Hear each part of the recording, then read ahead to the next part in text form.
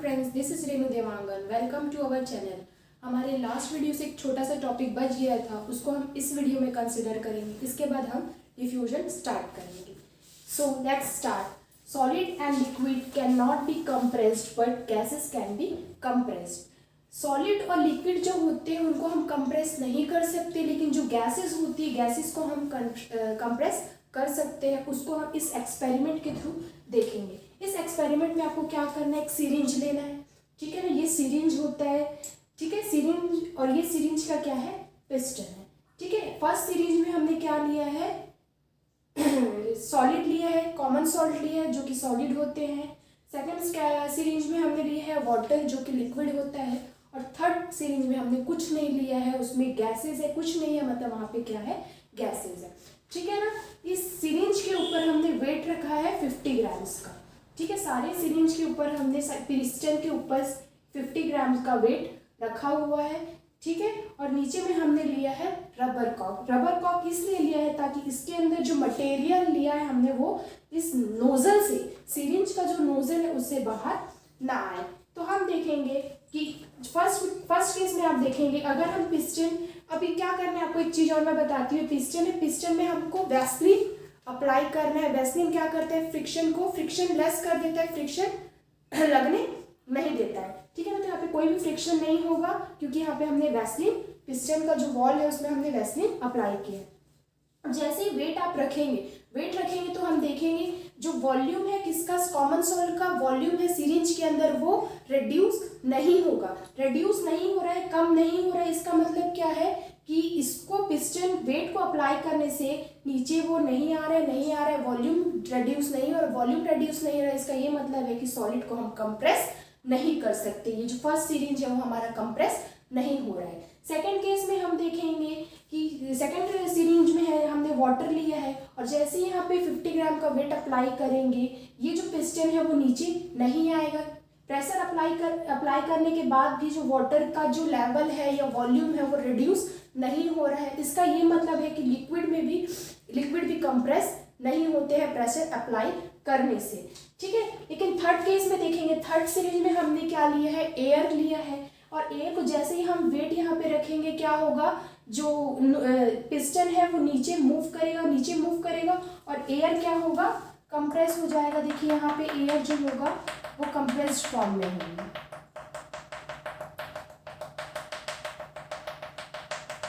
यहाँ पे जो एयर का जो वॉल्यूम होगा वो रिड्यूस हो जाएगा। अभी यहाँ पे एयर के पार्टिकल्स पूरे सीरीज में फैले हुए हैं, लेकिन यहाँ पे आप देखेंगे तो क्या होगा, पिस्टन नीचे आ गया और एयर जो है वो कंप्रेस्ड हो गया, ठीक है ना। तो ये हमारा ये टॉपिक यहाँ पे खत्म होता है। कुछ चीजें हैं जो मैं आपको बताना चाहती हूँ।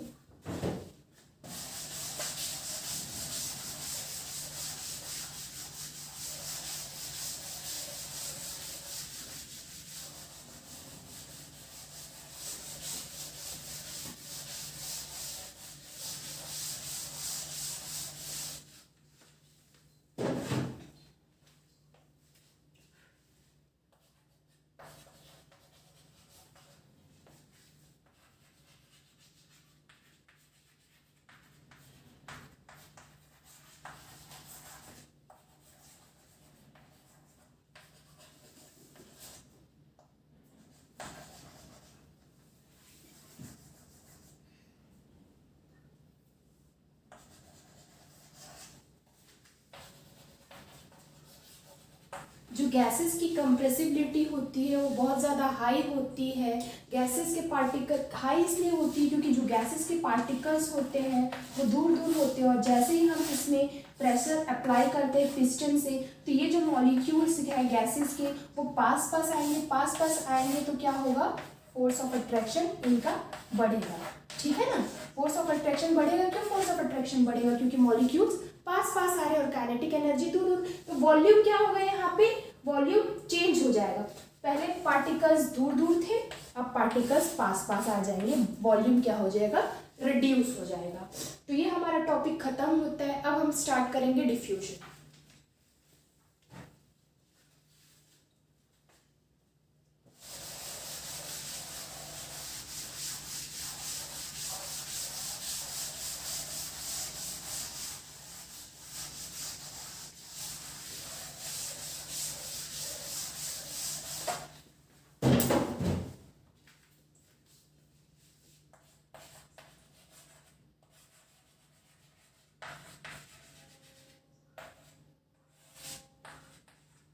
डिफ्यूजन को पहले हम डिफाइन करते हैं, the spreading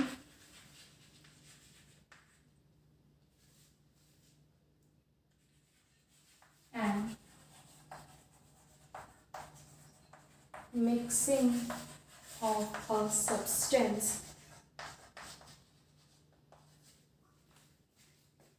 into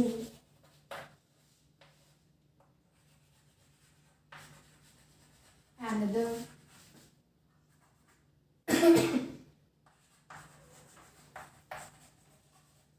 substance.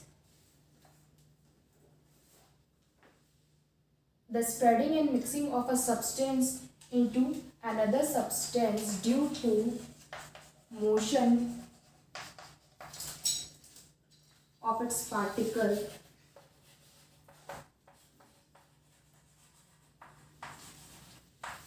is called diffusion.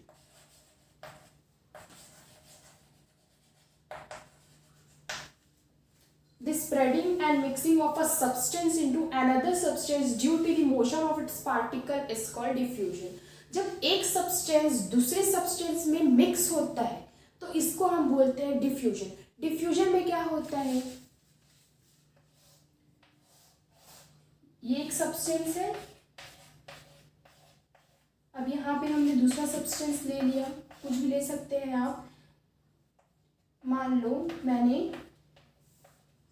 एक गैस और दूसरे गैस को मिक्स किया, तो क्या होगा, जो एक गैस है वो दूसरे गैस में मिक्सअप हो जाएगा, मिक्स हो जाएगा, इसको हम बोलेंगे डिफ्यूजन। डिफ्यूजन में क्या होता है, जो डिस्ट्रीब्यूशन होता है एक पार्टिकल का दूसरे पार्टिकल में वो यूनिफॉर्म होता है।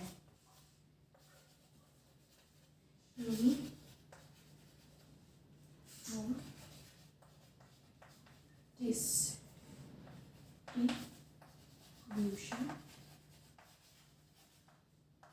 टेक्स प्लेस, ठीक है। जब एक सब्सटेंस दूसरे सब्सटेंस में मिक्स होता है इसको हम बोलते हैं डिफ्यूजन। डिफ्यूजन में जो पार्टिकल का जो डिस्ट्रीब्यूशन होता है वो यूनिफॉर्म होता है, सारी जगह पे एक समान डिस्ट्रीब्यूशन होगा, ठीक है। इसको हम एग्जांपल के थ्रू देखेंगे।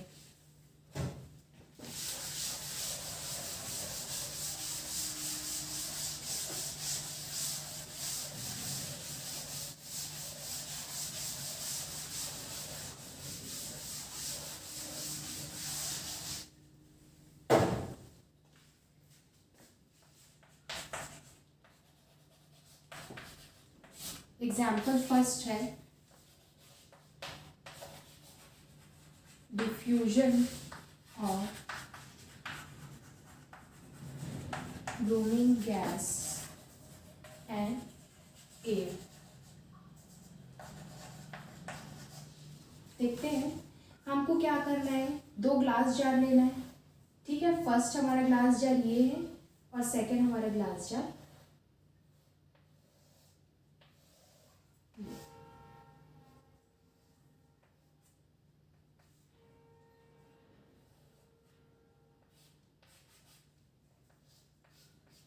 हमने दो ग्लास जार लिया है, first one is this and second is this. First glass jar में हमने लिया है ब्रूमिंग गैस। ये एग्जाम्पल मैंने पहले वीडियो में आपको बताया था, आपको याद होगा, आपको याद नहीं होगा आप एक बार और वो वीडियो देख सकते हैं, ठीक है। इसमें है ब्रोमीन गैस जो कि रेड ब्राउन कलर का होता है, और इसमें हमने लिया है एयर जो कि कलरलेस होता है, ठीक है। फर्स्टली हमने ये फर्स्ट गैस जार लिया, फर्स्ट गैस जार में हमने ब्रोमीन गैस लिया, ठीक है। अभी सेकेंड गैस जार जो है जिसमें एयर फिल है उसको हम इसके ऊपर इन्वर्ट कर देंगे। इन्वर्ट करने में क्या होगा, जो ब्रोमीन गैस है वो ऊपर की तरफ मूव करने लगेगा। आफ्टर सम टाइम अब देखेंगे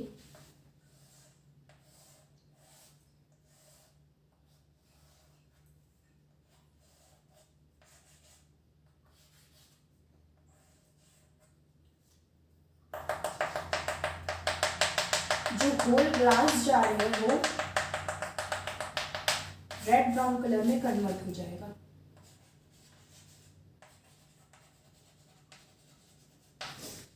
ठीक है ना। तो bromine gas red brown colour का है, वो इन्वर्ट, जैसे ही हमने सेकेंड जार जिसमें एयर है उसको इन्वर्ट किया ब्रोमीन गैस के गैस जार के ऊपर, तो क्या हुआ, ब्रोमीन गैस होगा वो ऊपर की तरफ मूव करेंगी और एयर भी जो कलरलेस है वो भी नीचे की तरफ मूव करेंगे, लेकिन एयर जो कलरलेस होते हैं इसलिए हम उसको देख नहीं सकते, हमको सिर्फ पूरा gas jar red brown colour का दिखेगा। तो ये क्या है, एक सब्सटेंस दूसरे सब्सटेंस में मिक्स हो रहा है और इसी को हम बोलते हैं डिफ्यूजन। ठीक है, अब देखते हैं हम लोग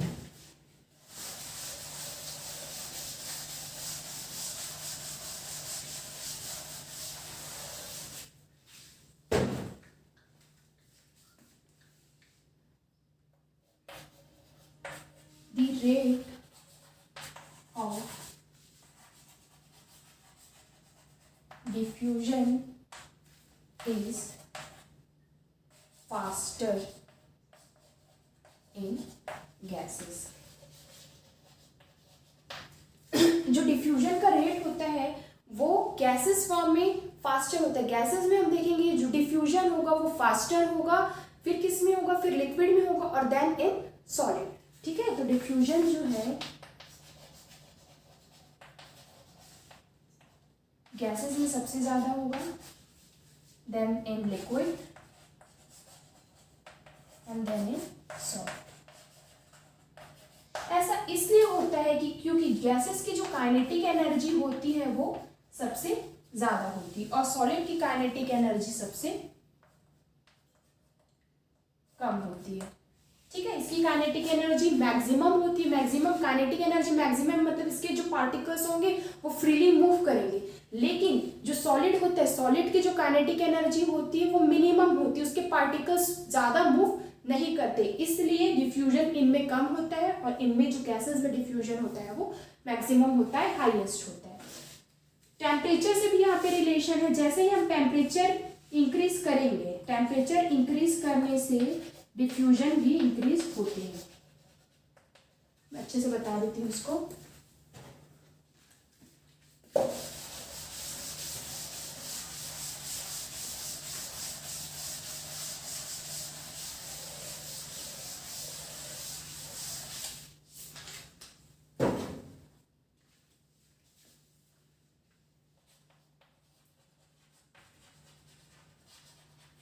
टेम्परेचर को इंक्रीज करने से डिफ्यूजन भी इंक्रीज होता है। ऐसा इसलिए होता है कि क्योंकि जब हम टेम्परेचर इंक्रीज करेंगे तो क्या इंक्रीज होगा, पार्टिकल्स की काइनेटिक एनर्जी है वो इंक्रीज होगी। काइनेटिक एनर्जी इंक्रीज होगी तो अच्छे से मूव करेंगे, इट मीन्स कि उनका डिफ्यूजन भी, जो रेट ऑफ डिफ्यूजन है वो भी क्या होगा, इंक्रीज होगा। तो आप लोग ये जो है ये रिलेशन है इसको आप याद कर लीजिएगा कि टेम्परेचर इंक्रीज करने से काइनेटिक एनर्जी इंक्रीज होती है और काइनेटिक एनर्जी इंक्रीज होगा तो डिफ्यूजन का रेट भी इंक्रीज होगा। नेक्स्ट हम देखेंगे, एक एक करके हम देखेंगे diffusion in gases, liquid and solid. तो फर्स्ट देखते हैं diffusion in gases.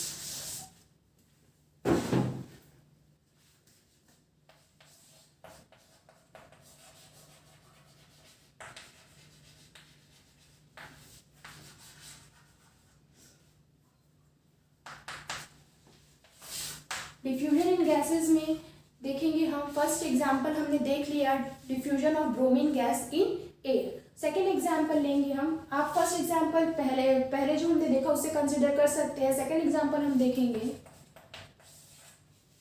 Smell of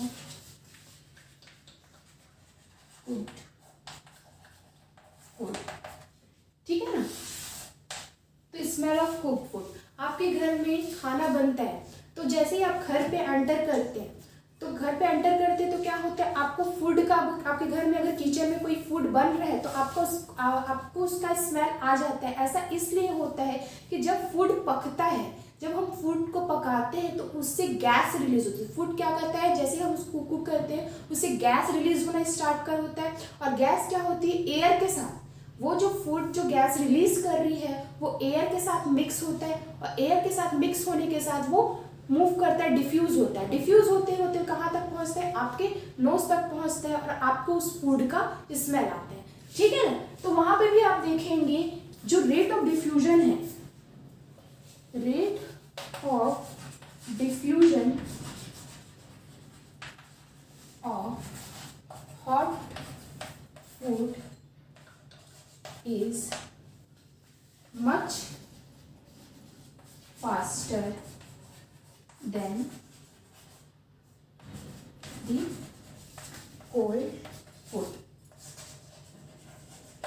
जब फूड जो गर्म होता है, पकते रहता है, तो उसका जो स्मेल है बहुत दूर तक डिफ्यूज होता है। लेकिन अगर वही फूड क्या हो गया हो, ठंडा हो गया हो, कोल्ड हो गया हो, तो उसको स्मेल करने के लिए आपको उसके पास जाना पड़ता है। ऐसा इसलिए होता है कि जब खाना पकता है तो वो गर्म होता है, उससे जो गैस रिलीज होती है वो भी हॉट होती है। और मैंने अब इससे पहले ही आपको बताया कि टेम्परेचर इंक्रीज करने से डिफ्यूजन का रेट इंक्रीज होता है। इसलिए जो गर्म खाना होता है उसका स्मेल हम बाहर तक, अगर हम घर के बाहर भी हो, एंटर करते हो, तब भी हमको स्मेल आ जाएगा। लेकिन अगर खाना जब ठंडा हो जाता है तो हमको उसके पास जाएंगे तब हमको उसकी स्मेल आएगी, ठीक है। तो सेकेंड एग्जाम्पल यहाँ पे हो गया। थर्ड एग्जाम्पल हम देखेंगे, burning of incense stick.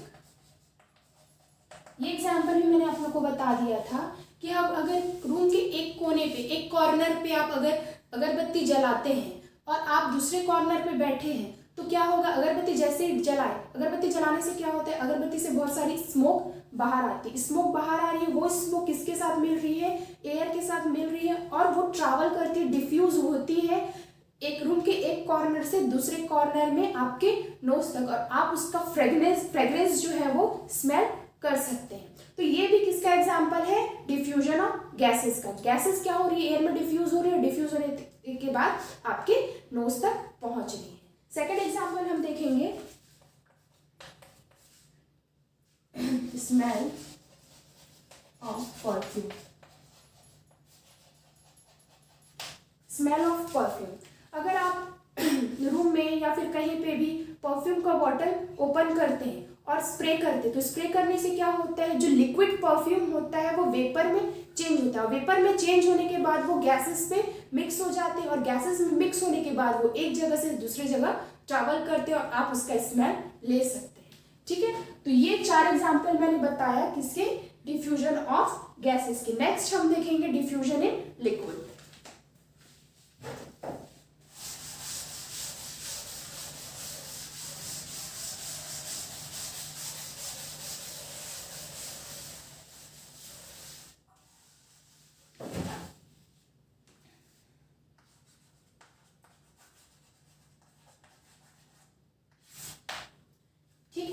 Liquids में डिफ्यूजन का फर्स्ट एग्जांपल है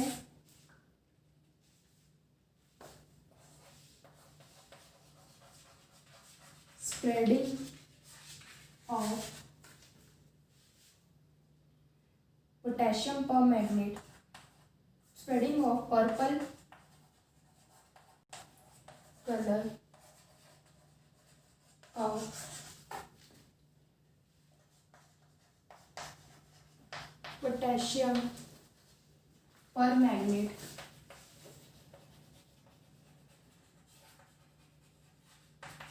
इन वाटर, ठीक है। Second is spreading of blue colour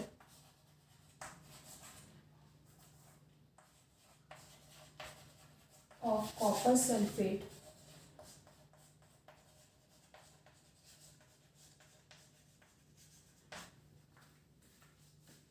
in water on its own.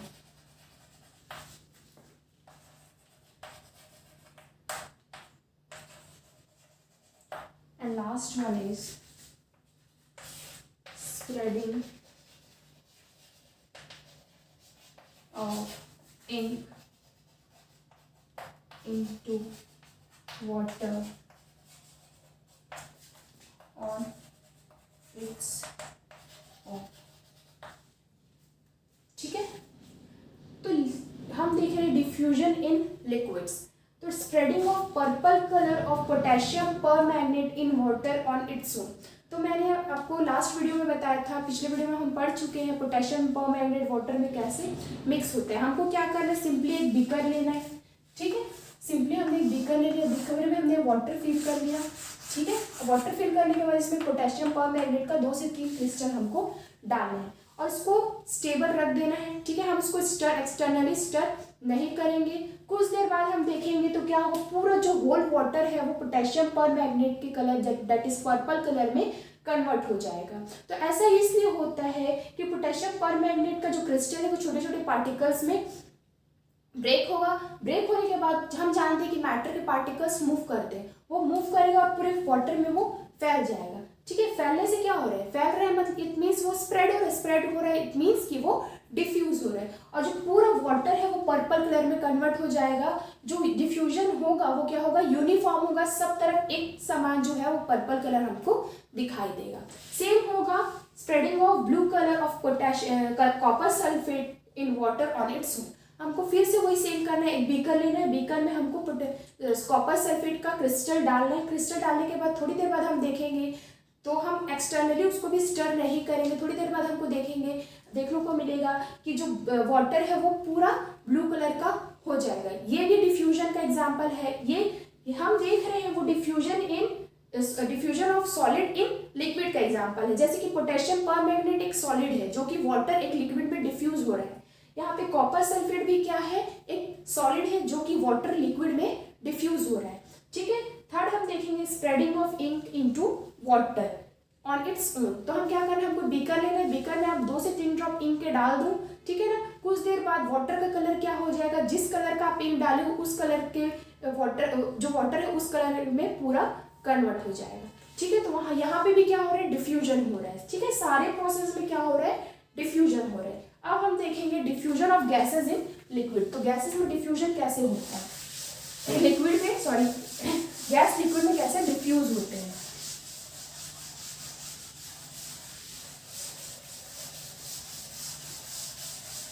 ये भी लिक्विड डिफ्यूजन इन लिक्विड का एग्जांपल है, देखते हैं।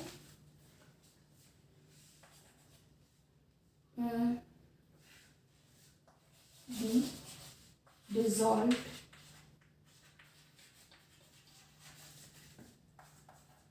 carbon dioxide and oxygen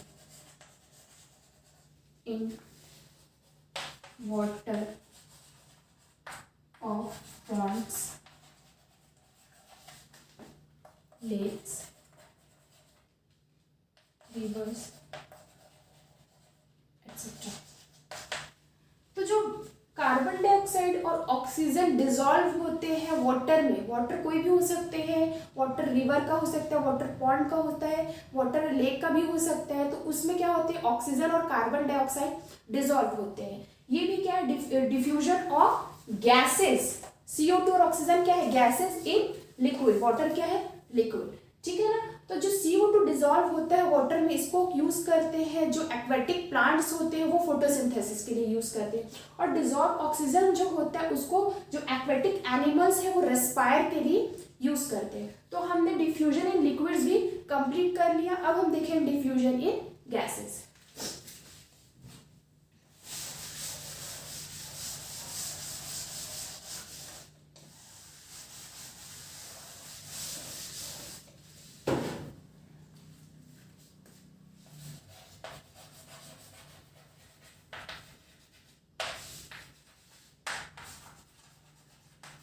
इसमें फर्स्ट एग्जांपल है diffusion of chalk particles in board, and second one is the diffusion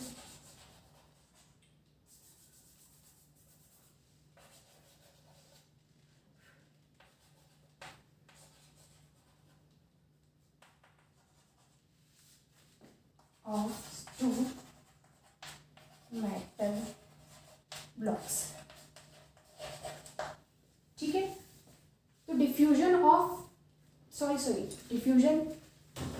solids, gases का तो हमने देख लिया, डिफ्यूजन इन सॉलिड्स।